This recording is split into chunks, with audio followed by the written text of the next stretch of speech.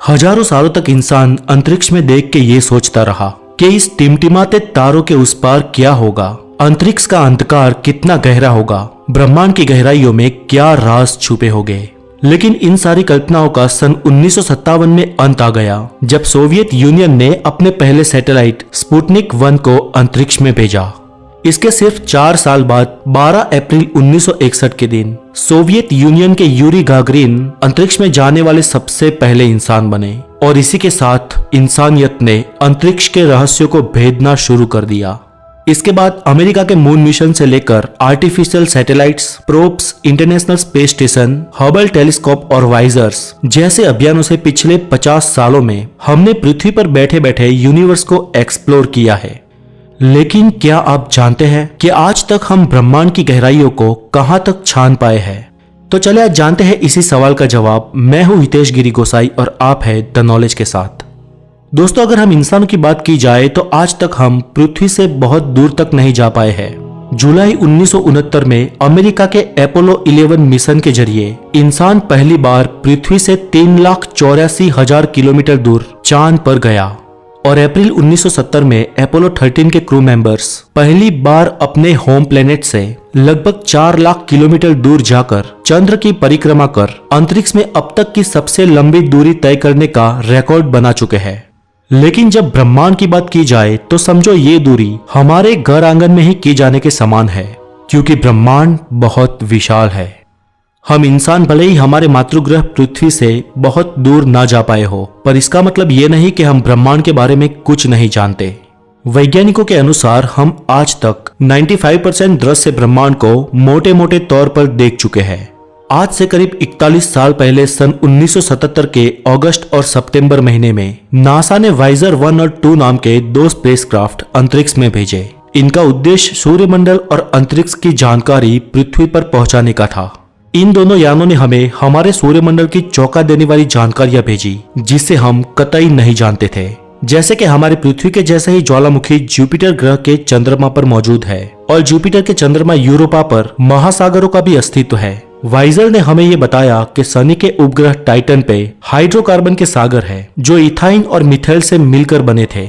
इसने हमें यूरेनस की साफ तस्वीरें भेजी तो नेपच्यून के चांद पर नाइट्रोजन के गीजर होने की जानकारी भी दी।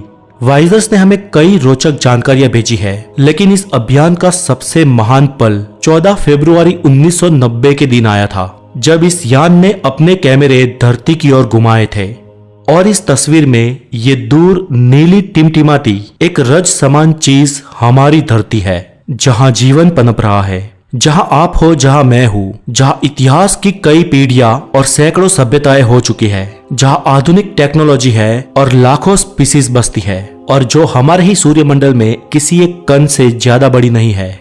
अगर किसी वजह से इस जगह पर आज एक ही रात में जीवन समाप्त हो जाता है तो ब्रह्मांड में तो क्या, हमारे सूर्यमंडल में भी किसी को कोई फर्क नहीं पड़ेगा। फिलहाल वाइजर्स हमारे सूर्यमंडल को छोड़कर इंटरस्टेलर स्पेस में पहुंच चुका है। आज ये ब्रह्मांड में इतने दूर है कि जहां शून्य अवकाश, अंधेरा और बेहद ठंडी के अलावा कुछ भी नहीं है। लेकिन इसके अलावा ब्रह्मांड के गूढ़ रहस्यों को जानने में हमारी सबसे ज्यादा मदद की the one and only Hubble telescope ने। धरती से 568 किलोमीटर दूर अंतरिक्ष में मौजूद हबल टेलीस्कोप को वो ताकत मिली है कि वो अंतरिक्ष में अनंत दूरी तक देख सकता है।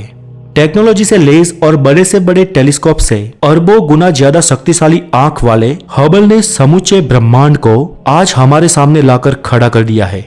हबल ने हमें हमसे खरबों प्रकाश वर्ष दूर बसी गैलेक्सीज की तस्वीरें दिखाई, विशाल कुदरती रचना जैसे नेबुलास को दिखाया और हमें ये मालूम हुआ कि नेबुलास के गैसों के बीच नए तारों का जन्म होता है, तो ब्लैक होल और सुपरनोवा जैसी घटनाओं का भी एहसास करवाया।